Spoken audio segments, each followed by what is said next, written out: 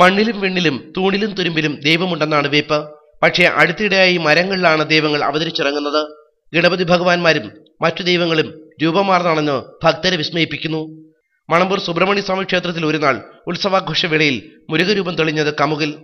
ഹരോഹര വിളികളോടെ ഭക്തർ കുമ്പിട്ടു നിന്നു. പിന്നീട് ആറ്റിങ്ങൽ പാടിക്കുവിളാകം ക്ഷേത്രത്തിന് സമീപമുള്ള കൊന്നമരത്തിൽ കണ്ടത് ഗണപതി രൂപം. പൂജയും വിളക്കുമായി ഇവിടെയും ആരാധന നടന്നു. ഇപ്പോഴിതാ ചിറയൻകീഴ് പാലകുന്ന് ധർമ്മശാസ്ത്ര ക്ഷേത്രത്തിലെ ആലിൻചോട്ടിൽ വിഘ്നവിനായക രൂപം.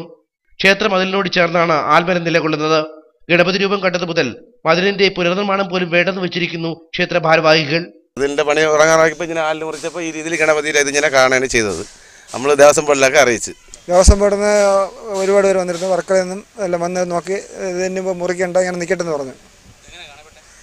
ഇത് ഞങ്ങൾ മതിലിന്റെ പണി ഇത് തുടങ്ങി അത് നോക്കി ഇത് വൃത്തിയാക്കി വന്നപ്പോഴത്തേക്കാണ് ഇത് കാണുന്നത്. ഇത് വർക്കല ചിലക്കൂർ സ്വദേശിയായ രാധാകൃഷ്ണൻ നായരുടെ വീട്ടിലെ കമുകിൽ തെളിഞ്ഞ രൂപം. ബുദ്ധദേവന്റെ രൂപവുമായി സാദൃശ്യമുണ്ടെന്ന് ചിലർ, അതല്ല ദൈവരൂപം തന്നെയാണെന്ന് മറ്റു ചിലർ. വിശ്വാസം രക്ഷിക്കട്ടെ. കലികാല ദുരിതങ്ങളെ കഥാവശേഷമാക്കാൻ ദൈവങ്ങൾ മണ്ണിൽ അവതരിച്ചിറങ്ങട്ടെ.